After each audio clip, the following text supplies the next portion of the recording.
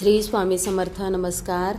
तुमचे सर्वांचे माझ्या यूट्यूब चॅनलमध्ये खूप खूप स्वागत. तुमच्या सर्वांच्या इच्छा मनोकामना पूर्ण होत हीच स्वामी महाराजांच्या चरणी प्रार्थना करते आणि आजच्या आपल्या एका नवीन व्हिडिओला सुरुवात करते. आपल्या आजच्या व्हिडिओमध्ये आपण पाहणार आहोत तर ते म्हणजे बघा, नवीन वर्षाचे आपल्याला एक उपाय करायचा आहे. नवीन वर्षाची सुरुवात वार गुरुवार या शुभ दिवशी आलेली आहे बघा. मग या दिवशी आपल्याला आपल्या घरामध्ये एक उपाय करायचा आहे जेणेकरून आपल्या घरातील नकारात्मकता, दारिद्र्य हे कायमचे दूर होईल.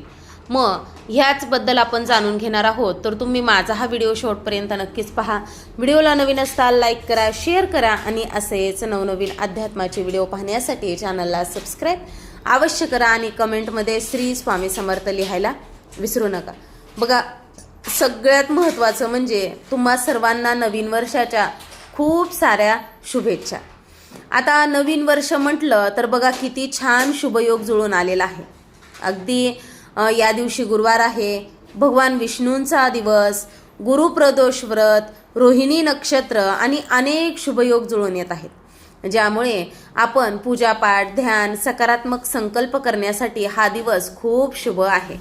बघा, या दिवशी आपल्याला भगवान भोलेनाथ यांची देखील पूजा करायची आहे कारण प्रदोष आहे आणि गुरुवार आहे म्हणून विष्णूंची देखील भक्ती करायची आहे, जेणेकरून वर्षभर आपल्या घरामध्ये सुख, समाधान, समृद्धी राहील आणि सकारात्मकता टिकेल.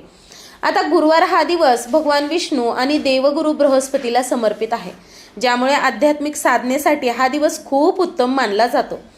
आणि गुरुप्रदोष नवीन वर्षाची सुरुवात प्रदोष व्रताने होत असल्याने भगवान शिव आणि पार्वतीची पूजा केल्याने वर्षभर त्यांचा कृपा आशीर्वाद आपल्या पाठीशी राहील. आणि बघा, शुभयोग म्हणजे रोहिणी नक्षत्राच्या उपस्थितीमुळे 1 जानेवारी 2026ला हा दिवस पूजेसाठी अत्यंत शक्तिशाली आहे. म्हणजे या दिवशी आपण जी काही पूजा करू, जी काही सेवा करू ती नक्कीच देवापर्यंत पोहोचेल आणि आपली इच्छा देखील पूर्ण होईल. मग या दिवशी आपल्याला एक उपाय करायचा आहे बघा, तो म्हणजे बघा, आपल्या घरामध्ये आंब्याची पानं घेऊन यायची आहेत.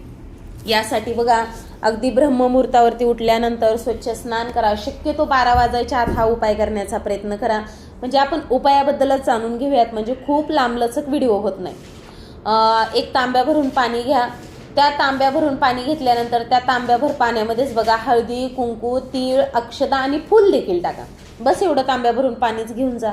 आंब्याचं जिथे कुठे झाड असेल तिथे त्या खोडाला ते पाणी अर्पण करा. त्या आंब्याच्या झाडाला देखील प्रदक्षिणा घाला.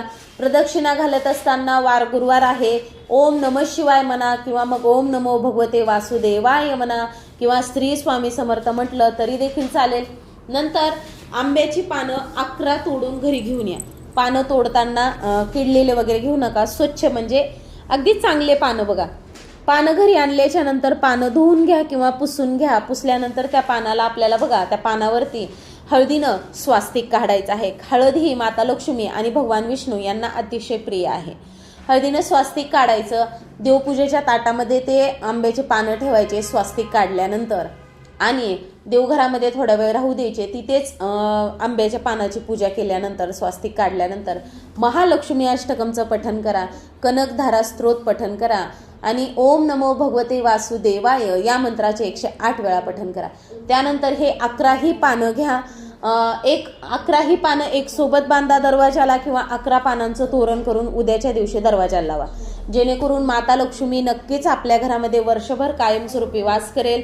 भगवान विष्णू यांचा देखील आशीर्वाद प्राप्त होईल आणि आपल्या जीवनामध्ये सततच्या येणाऱ्या अडचणी, आर्थिक अडचणी, आजारपण, नजरदोष, वास्तुदोष, नकारात्मकता, दारिद्र्य यासारख्या समस्या आपल्या घरामध्ये प्रवेशच करणार नाहीत. कारण की आणि हे तोरण बांधल्यानंतर आपल्याला आपल्या उंबरट्याची देखील पूजा करून घ्यायची आहे. दरवाजावरती देखील स्वास्तिक काढायचे आहे.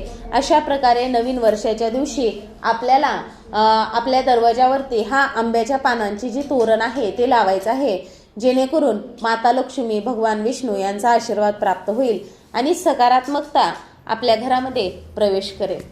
तर अशा प्रकारे आजच्या व्हिडिओमध्ये आपण ही माहिती जाणून घेतलेली आहे. तर तुम्हाला माझा हा व्हिडिओ आवडला असेल नक्कीच तुम्ही व्हिडिओला एक लाईक करा, शेअर करा आणि असेच नवनवीन अध्यात्माचे व्हिडिओ पाहण्यासाठी चॅनलला सबस्क्राईब अवश्य करा आणि कमेंटमध्ये श्री स्वामी समर्थ लिहायला विसरू नका. झालेली सेवा स्वामी महाराजांच्या चरणी अर्पण करते आणि माझा हा व्हिडिओ इथंच थांबवते.